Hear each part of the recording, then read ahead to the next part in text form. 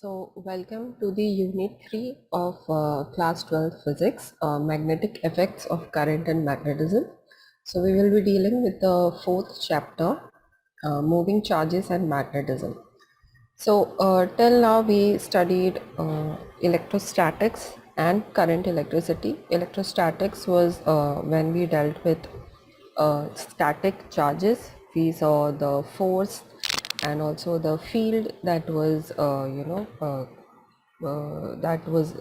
built, that usually builds up because of the movement of static charges. And then we, in current electricity, we saw that what happens when a steady current is passing through a material, what is its effect on the potential difference that we see at the two ends of a conductor. And also we saw the physical properties of resistance and resistivity of a material, as well as cells. And we also understood how you can design circuits in a way where you can find out the resistance or the EMF or the internal resistance of the components of a circuit, like resistors and batteries. So all this we have covered in the last two units. Now usually, like actually since very ancient times, electricity and magnetism was known to people as two phenomena, but there was how do you demonstrate these, how do you mathematically represent this? This came in a little later, say about around 200 years before. So usually the physicist Orsted actually noticed that when you bring a compass, a magnetic compass needle, close to a wire, a straight wire, which is through which a current is passing, he noticed that there was a deflection, or the change in the orientation of this compass needle. So this led him to try to understand what was this, what was causing this deflection. So that's when he found out that the deflection or the alignment of the needle is actually it creates a tangent to an imaginary circle. Okay, and the circle is actually through the center of this imaginary circle is where the straight wire is. You can hold that straight wire and consider it as the center of the circle, and the imaginary circle along which the deflection of the needle is tangential. Okay, so this is what he found. So to explain, suppose this is a straight wire, okay, and this is the current that is flowing, okay, and you imagine a circle, okay. So the deflection or the alignment of the magnetic needle was found to be tangential to this imaginary circle. Okay, so this is what Orsted found. And he also saw that when the current is large, like when the current that is flowing through the conductor is increased, or it is larger, and the needle is closer to the wire. Okay, so that time you can, we all know that earth has a magnetic field of its own. Okay, so we have learned this in the, like even in physics, as well as when you learn geography and everything. So we know that earth has its own magnetic field. Okay, so if there is also always uh, an effect of the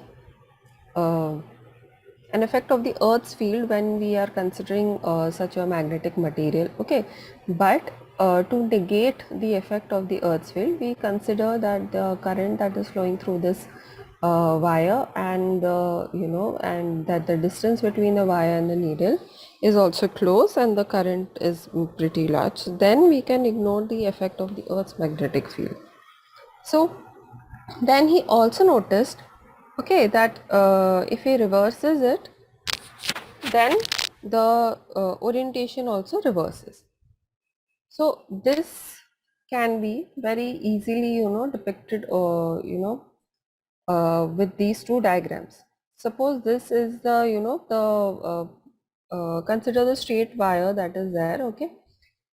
That is actually going through this paper. Okay, so this is going through, this is coming out from here, and suppose this is the plane of the paper, so part of it is coming, it's behind the paper. Okay, and this is the arrow or the direction of the current.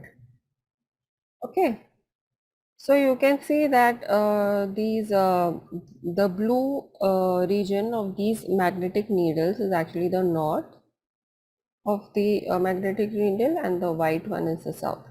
So you can see there is a particular orientation and this is like an imaginary circle, and you can see that the orientation is tangential to that circle. And when we are considering this as the direction of the current. In this figure, we are considering that the straight wire is going through the paper again, but the direction of it is in the opposite sense. This is your eye, it is reversed the direction, okay, and this is coming out like that. So this dot and cross actually tells you, what is the direction of the field or the current that we are considering. If it is a dot, consider, how an arrow looks, okay. So if the arrow is suppose coming at you, okay, what you will see is this dot portion. Okay, and considering, an arrow has like feathers behind. Okay, so if the arrow is, going away from you, all you will see is the feathered part, so which, appears like a cross if you see. So this is the convention that is followed to show the direction of the field. So you can see that if the current is, emerging out of the plane of the paper, this is the orientation of the magnetic needles. Okay, and you see that the orientation reverses when you reverse the current. Okay, and as I explained before, we are, ignoring the effect of the Earth's magnetic field. Over here, this actually, so when Orsted found that, this is in a tangential and there's an imaginary circle. So how do you verify that? So what later on, we found that if you keep, some iron filings, okay, like small minute pieces of iron, okay, small particles of it, if you keep it on a piece of paper and you bring a magnet close to that piece of paper, okay, you will notice that all the iron particles or the filings are, they are going to themselves arrange themselves in a circular form. Okay, so that verifies that, because of the current or because of like a force, that is being, that is going through this center, okay, is actually creating a force field which is like circular in nature. Okay, so this is what we can already see. Okay, so we also need to know, okay, sorry, we also need to know how, how the magnetic forces are being, what kind of magnetic forces are actually being exerted on, the electrons and protons. These are the charges that we are, usually interested in when we are, dealing with materials. So electrons, protons, and current carrying wires, we know that, metals are kind of, they are the conductors of the electricity.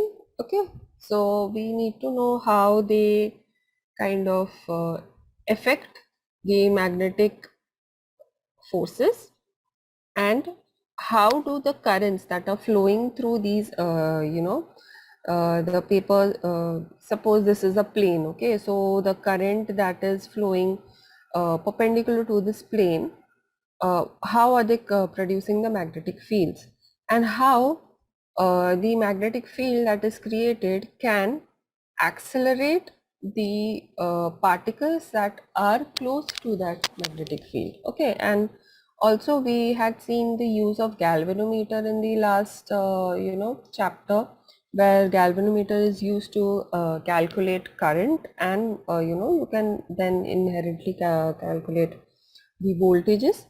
Okay, so there is a relation between the magnetic force or magnetic field and the current and voltage. Okay, so there is an interconnection between um, these entities. Okay, so that is what we will learn in this chapter and also in the next chapter.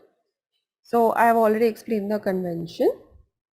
So what is the magnetic force?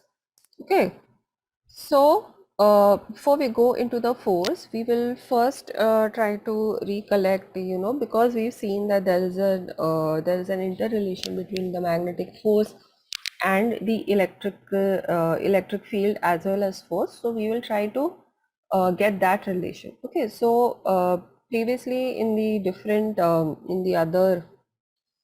the previous units, okay, so we have seen that the field, electric field, okay, over here you can see the electric field, okay, is equals to charge upon 4 pi epsilon 0 r square. Okay, we remember that E varies directly with respect to the charge, electric field, and it E is varying inversely as the square of the distance between the two charges. Okay, that is what we had learned.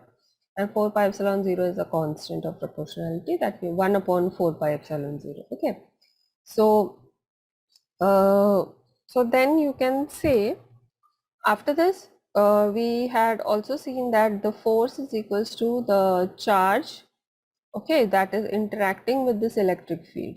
Okay, so the force is going to be a product of the charge that is being affected by the electric field that is created by the source charge q.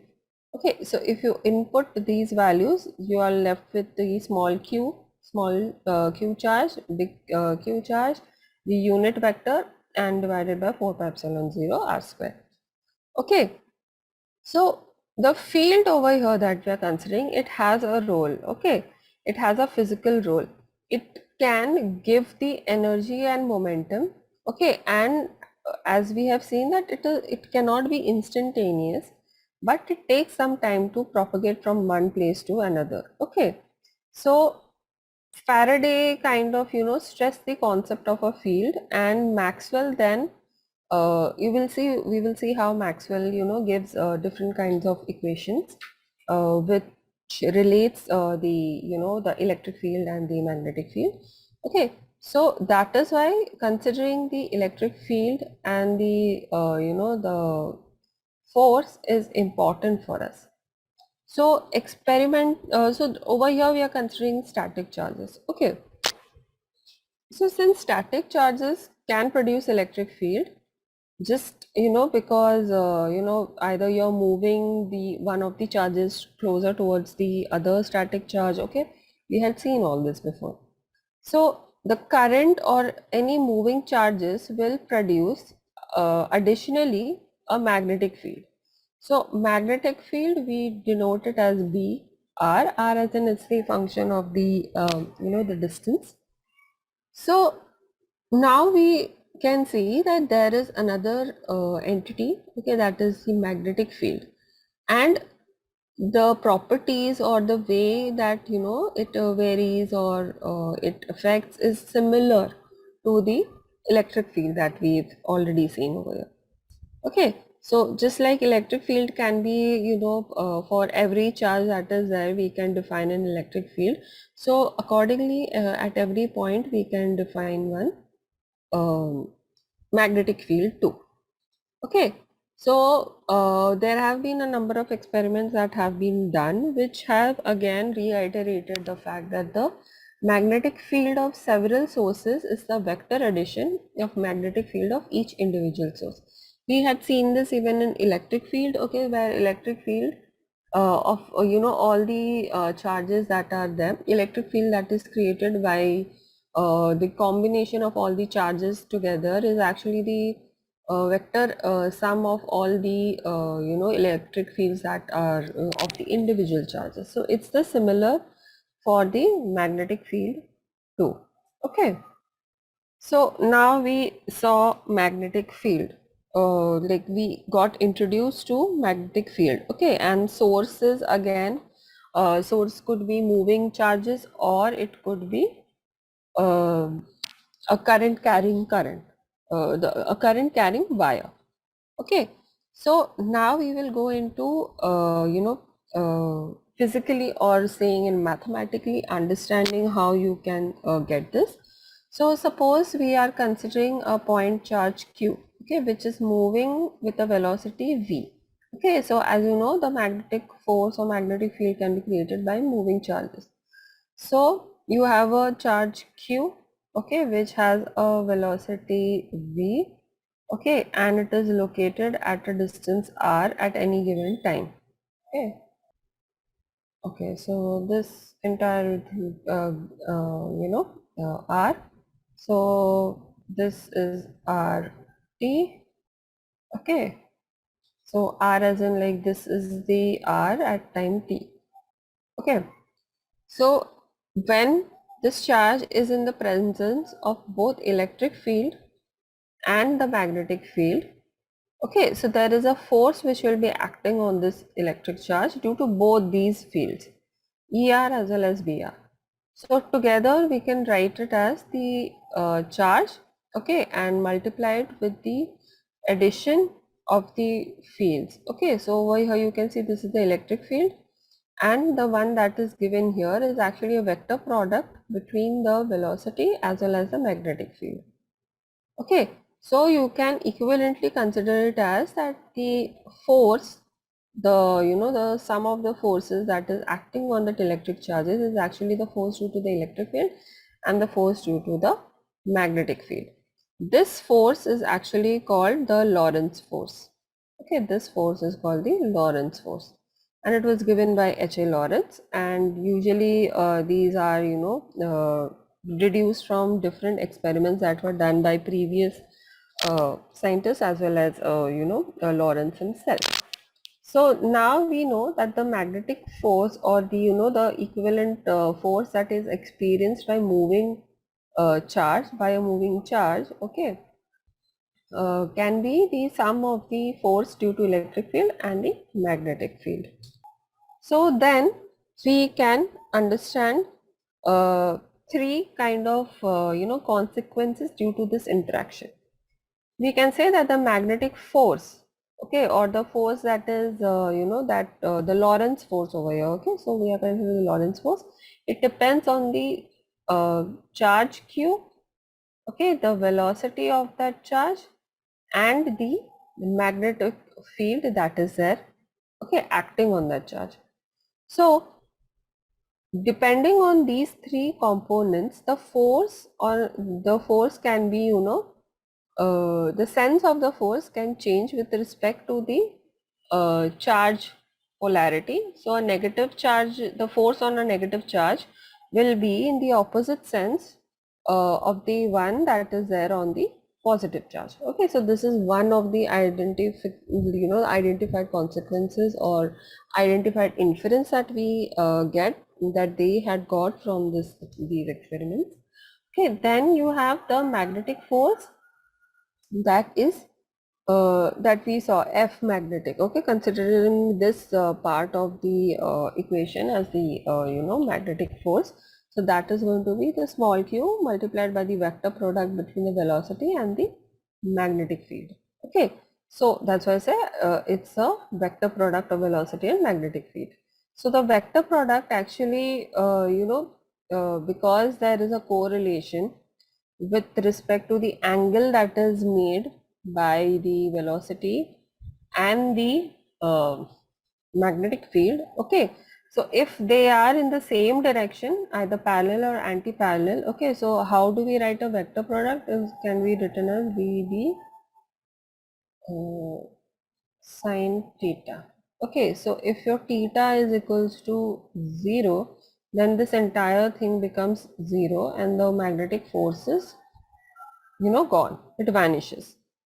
Okay, so this kind of gives you the understanding of how you can depict or how you can explain the what do you it can explain the direction of the magnetic force, okay, that is there. So over here you can see that this is the this is kind of a rule that we use, that is the right hand rule. Okay, so the thumb is pointing towards the force direction. Okay, and you can see that this is the B and this is the velocity. Okay, so these are all vector products. So you can see that the force is actually perpendicular to the plane of the field as well as the velocity. Okay, so the force acts in a sideways direction perpendicular to both velocity and magnetic field. So this is the direction of the force, okay, and it is given by the right hand rule, or as we have said, the cross product. Okay, so this can give you the direction of the force. If we are considering the magnetic force become the is if we are considering that the charge is not moving, okay, so your V becomes 0, and if your V becomes 0, your entire magnetic force component becomes 0. Okay, so this helps us inferring that only a moving charge will feel the magnetic force. A static charge does not feel the magnetic force. You need a moving charge. Okay, you need a velocity component of the charge that we are considering. Okay, so then expressing the only the magnetic force part. Okay, so from the previous equivalent force part, we are just considering the magnetic force part. As I said before, since this is a vector product, okay, cross product, so you can write it as QVB sine theta and the unit vector N. Okay, so you can see that theta is actually the angle between V and B. If we are considering the magnitude of the magnetic field B, okay, 1 SI unit, and then the force acting on the unit charge 1c, and it is moving parallel to B with the speed 1 meter per second. So the force of that, the magnetic force due to that magnetic field of 1 SI unit, okay, is 1 Newton. So if we are considering the magnetic field to be 1 SI unit, okay, and the velocity is 1 meter per second, okay, meter per second, and the charge is also 1 coulomb, then we can say that the charge experiences a force of 1 Newton. Okay, so then dimensionally we can say that the magnetic field can be given as F by QV. Okay, so that is a force by charge into velocity. So then your unit becomes Newton second, okay, Newton second per coulomb meter. Okay, so this becomes your the unit when we are considering the SI units for all the other components. Okay, so F by QV. This unit, okay, so 1 Tesla is equals to 1 Newton second per coulomb meter. Okay, so this is 1 Tesla, okay, and this is named after Nikola Tesla. So usually Tesla is a very large unit. So again, as before also we have seen, we use nano Tesla or milli Tesla. Okay, so that is what we usually use, and there is another non-SI unit that we use, that is called a Gauss. Okay, Gauss is much lower than Tesla. Okay, so Gauss is equals to 10 raised to minus 4 Tesla. Okay, so these are the units that we use to describe the magnetic field. Oh, sorry, the magnetic force. Okay, sorry, B is the force. Yes, yes, I'm sorry. So these are the units that we use for magnetic field. Okay, and there is a constant value that is proposed for the Earth's magnetic field. It is 3.6 into 10 raised to minus 5 Tesla. Okay, so that if you consider it into Gauss, then you can say it is 3.6 into 10 raised to minus 1 Gauss also. Okay, these are some of the orders of the magnitudes of the magnetic fields for various physical situations. Okay, so usually in the entire universe there is a magnetic field, magnetic force that is existing. So you can quantify them using the similar people have found it out using measuring some of the components, say distance and velocity. Okay, so you can see that the interstellar space, okay, that is the order is about 10 raised to minus 12. Okay, and the I think the largest magnitude would be the surface, at the surface of the neutron star, the magnitude of the magnetic field that is there. Okay, these are all in Tesla. So as you can see, even in Teslas you can have very big units for that. So we saw how the magnetic force exists for a moving charge. Okay, suppose now we are considering a conductor. Okay, so over here we are considering straight current carrying conductor. Okay, and it has the area A and the length L. Okay, so cross sectional area is A and the length of the wire is L. Okay, so we will see that if you remember, we had already talked that usually conductors and especially metals, they have valence electrons. Okay, so these are actually the charge carriers. Okay, so the charge carriers are usually electrons in the metal, the wire that we are considering. Okay, so we will see that the number density of these mobile charges, we are considering it to be n. Okay, so the total number of mobile charges, mobile charge carriers. Okay, so the total number we are going to consider it as NLA. Okay, so n is the number of the number density of the mobile charges. L is the length of the charge, the current carrying conductor, and A is the cross sectional area of that conductor. Okay, and we are saying that there is a steady current I that is flowing across the conductor, the straight conductor. So we had already studied that there is a drift velocity that is associated, okay, with the charge when the steady current is flowing through a conductor. So using these these variables, we can find the the force that is exerted on the carriers, on these charge carriers in the current carrying conductor due to the presence of an external magnetic field. It can be the number of the charge carriers multiplied by the charge into the drift velocity. Okay, so where q is the value of the charge on the carrier that we are considering.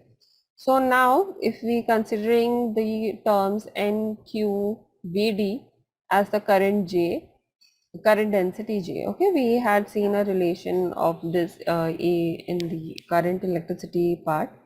Okay, and if we consider only the magnitude of it, okay, so it is the current. Okay, so nqvd is the current density j, and nqvd a, okay, the area also. Okay, so this term can be given as the current I. So if we put these in the equation, we get F is equals to this entire thing, it then converts to the current density and the current. Okay, so over here we can see that it reduces to I L into B. Okay, so this is I L B. So the magnetic force that we have, okay, it becomes equal to I L B. Okay, so I is a vector of the yeah, Okay, so L is actually the vector magnitude. This is L. Okay, so L is a vector magnitude of the length of the rod, and the direction of the L vector is going to be the same as the current I. Okay, so B is the external magnetic field. This is not the field that is being produced by the current or carrying rod. Okay, we have also seen that due to the current passing through a rod, there can be another magnetic field which is created, but now we are not considering that. Okay, so we are considering B to be an external magnetic field that is there. Okay, so then if we don't have a straight carrying straight current carrying conductor, we can divide the the entire conductor. Suppose you have like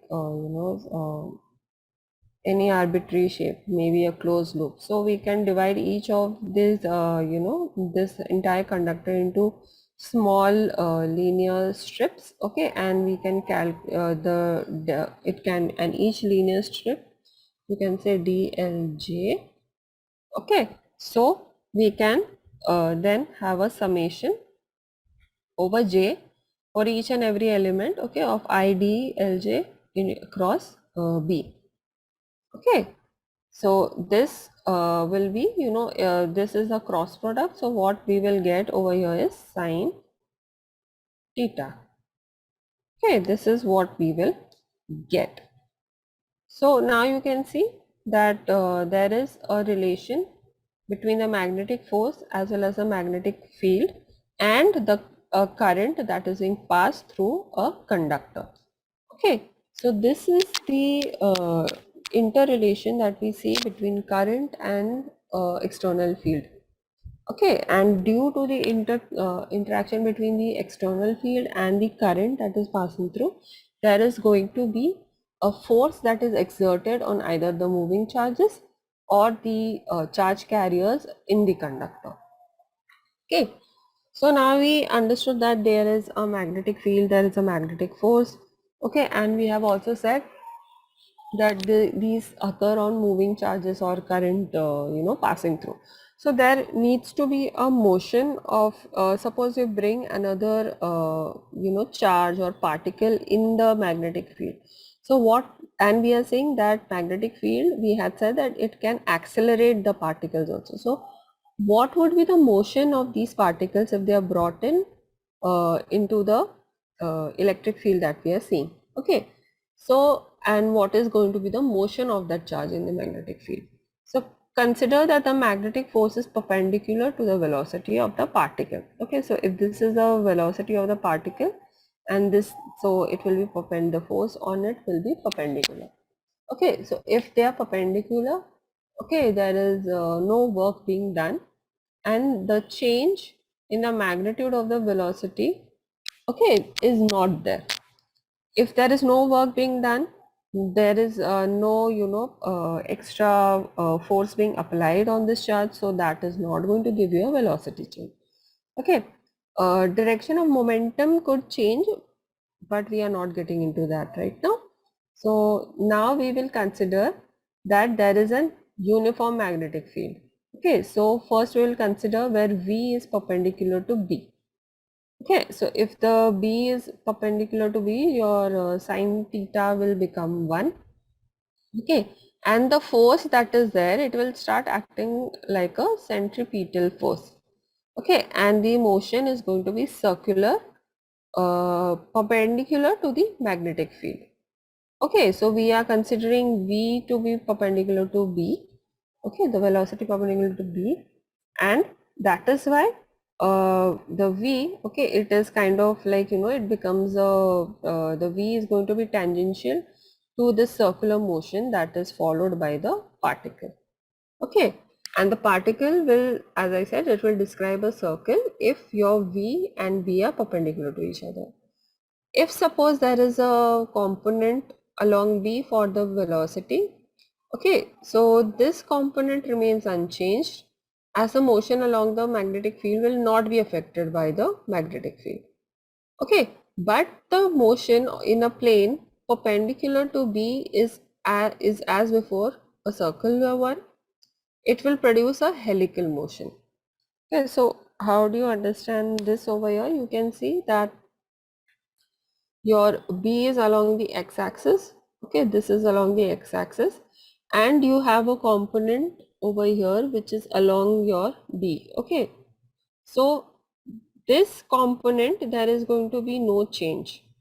Okay, this will not be affected by the magnetic field. We had seen that, you know, if these two are parallel to each other, there is no you know, force. If there is no force, there is going to be no change. Okay, but if there is a component, okay, which is perpendicular to B, okay, so how will that then will form a circular path? Okay, now due to the circular path and that there is a motion along this, but there is no change. Okay, so the particle or the charge that is there, it will, you know, go in a circular motion and it will move in the direction of the magnetic field, and this path is called as a helical path or helical motion. Okay, so the path is helical and the motion also we call it as the helical motion. Okay, now how do we find out what is the force, you know, because of these kind of motions of the charged particle? So if r is the radius of the circular path of the particle, okay, so then the force that we are going to consider is going to be mv square by r. Okay, so and it acts it acts perpendicular to the path towards the center of the circle. Okay, so you can see the force over here is actually towards the center. Okay, and it is perpendicular to the path, that is, you know, your B over here is tangential, so that is, and if your F is directed towards the radius, so these two are perpendicular to each other. Okay, and if the velocity v is perpendicular to the magnetic field B, okay, the magnetic force is perpendicular to both B and B. Okay, over here you can see that these are crosses. Okay, we had said before, if these are crosses, the direction of the field is, you know, through the paper. Okay, but it is, you know, going away from you. Okay. Okay, so you can see that the field direction is away from you over here. Okay, so you can see that the B is, you know, also perpendicular to both F and B. Okay, so your VB are perpendicular to each other and F is also perpendicular to each other. And this is when your force kind of acts like a centripetal force. Okay, and this is how the circular motion is kind of, you know, perpetuated in such a condition. Now, if we are considering the, you know, the force, if you remember, we had put for a, you know, moving charge, F is equals to Q VB sine theta. Over here, since we were considering perpendicular, all of them are perpendicular to each other, your theta becomes equals to 90, so it becomes 1. So what you are left with, force is equals to QVB. Now we already said that the force is also equal to mv square by r. Okay, so then we find out the radius of this circle along which the charged particle is moving. Okay, so that is going to be equal to mv by qb. Okay, so this is your formula to understand the radius of the circle that is being described by the charged particle when it is under the effect of a uniform magnetic field. Okay, now we will understand, we said that the momentum can change. Okay, so the larger the momentum, the larger is the radius and bigger the circle is described. Okay, so we can see that r is dependent, okay, on the velocity. Okay, and it is inversely related to the you know, the magnetic field also. Okay, and if your radius is you know, much is larger, your obviously your circle is bigger, and that will show that the momentum is large.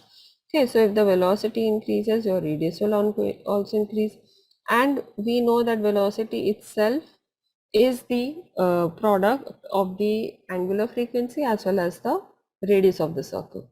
Okay, so if we put in the value of v in this equation, what we are left with is omega is equals, if you are trying to find the angular frequency, okay, so we will find that 2 pi n is equals to qb by m. Okay, so we have put the value of both v and r, and this is what we get.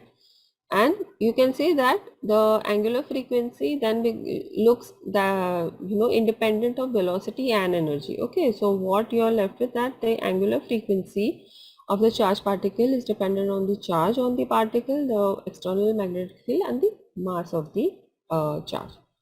Okay, and n over here is the frequency of rotation. So this independence of energy of the angular frequency is important when we are designing a cyclotron. Okay, so we will see in detail later on what is this cyclotron. Okay, and now since we are considering that the motion of this charged particle is going to be in a circular helical motion, we need to know the time of the revolution that the charged particle describes in this circular form.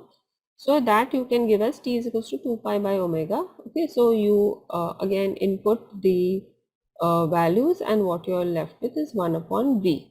Okay, so your time taken for the revolution is going to be inverse of the velocity of the charged particle.